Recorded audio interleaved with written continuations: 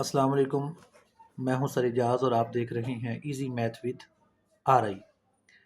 हमने ग्रेड 11 के first chapter की फर्स्ट एक्सरसाइज 1.1 में क्वेश्चन नंबर 1 के फर्स्ट पार्ट को सॉल्व किया था, जिसमें हमने मल्टीप्लिकेटिव इन्वर्स को फाइंड किया था। आज हम क्वेश्चन नंबर 1 के रिमेनिंग 2 पार्ट्स को सॉल्व करेंगे और सेकंड पार्ट में हमें स्क्वायर रूट 2, उसके बाद comma minus square root 5 given है।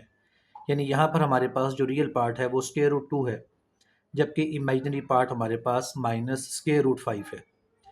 तो सबसे पहले हम लेट करेंगे कि हमारे पास जो रियल नंबर है जी, ये इक्वल है square root 2 minus square root 5 और इसके साथ हम आयोटा लगाएंगे। अब क्योंकि हमने मल्टीप्लिकेटिव इन्वर्स फाइंड करना है, लिहाजा हम लिखेंगे 1 over z it is equal 1 over square root 2 minus square root 5 iota. अब चूंकि हमने इसको इसके बाद सिंप्लीफाई करना है और सिंप्लीफाई करने के लिए, जैसा कि हम पहले ये बात सीख चुके हैं कि हमने मल्टीप्लिकेटिव इन्वर्स कैलकुलेट करने के लिए दिए हुए कॉम्प्लेक्स नंबर के कॉन्जुगेट से मल्टीप्लाई और डिवाइड करना होता है। लिहाजा under root 2 minus under root 5 iota, हम इमेजिनरी पार्ट का साइन चेंज करेंगे क्योंकि माइनस मौजूद है।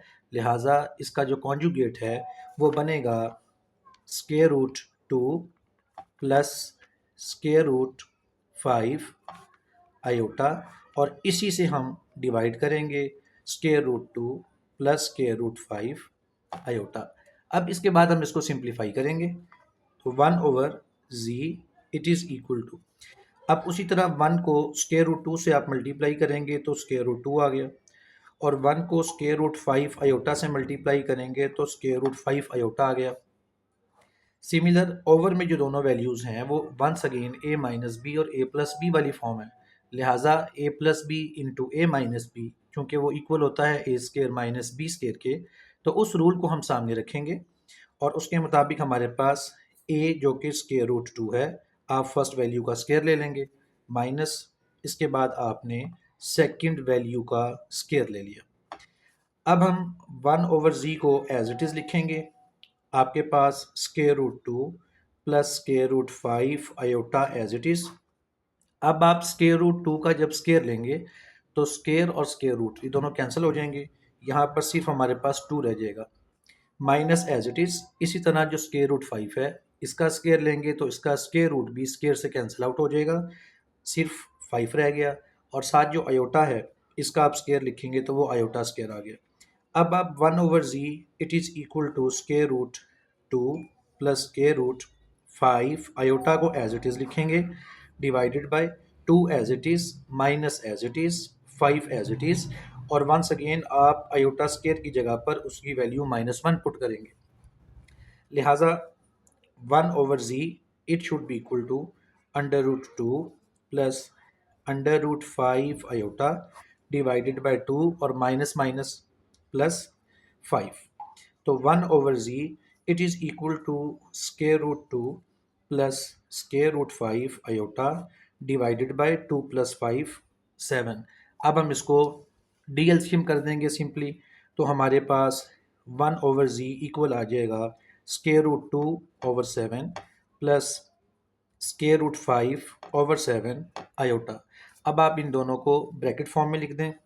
1 over z is equal, real part हमारे पास अंडर रूट 2 ओवर 7 आ गया, इसके बाद हमने कोमा लगा दिया, और इमेजिनरी पार्ट हमारे पास अंडर रूट 5 ओवर 7 है, which is over required answer.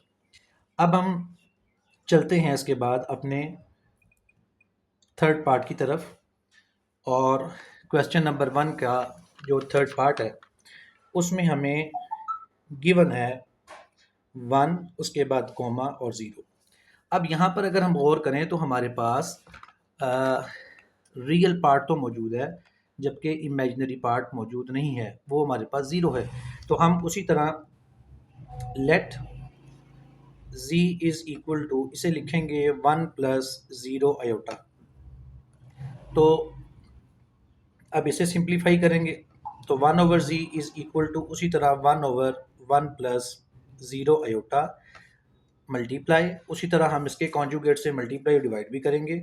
So 1 minus 0 iota divided by 1 minus 0 iota. तो अब आप इसको मज़ीद सिंप्लीफाई करें। 1 over z it is equal to 1 minus 0 iota divided by, और फिर वंस अगेन ये a प्लस बी और a माइनस बी वाली फॉर्म है, लिहाजा a square minus b square वाली फॉर्म बनेगी। तो आपके पास आ जाएगा 1 का स्केयर और माइनस 0 आयोटा का स्केयर। तो 1 over z it will be equal to 1 minus ये 0 iota as it is, over में आपके पास 1 माइनस 0 आ जाएगा। हम इसको मज़ीद सिंप्लीफाई करें तो 1 minus 0 iota means it is 0, और 1 माइनस 0 ये 1 हो जाएगा, और 1 over z it is equal to 1 over 1 it is equal to 1। तो इसका मतलब है कि हमारे पास जो इसका मल्टीप्लिकेटिव इन्वर्स निकला है उसकी वैल्यू 1 है। क्योंकि क्वेश्चन में ही इमेजिनरी पार्ट मौजूद नहीं था, लिहाजा कॉन्जुगेट हो या उसका मल्टीप्लिकेटिव इन्वर्स हो, उसके अंदर भी इमेजिनरी पार्ट मौजूद नहीं होगा। तो मैं उम्मीद करता हूँ कि ये दोनों पार्ट्स आपको स्टेप बाय स्टेप समझ आ गए होंगे। नेक्स्ट वीडियो में हम इंशाल्लाह क्वेश्चन नंबर 2 को प्रॉपरली समझेंगे, सीखेंगे और सॉल्व करेंगे।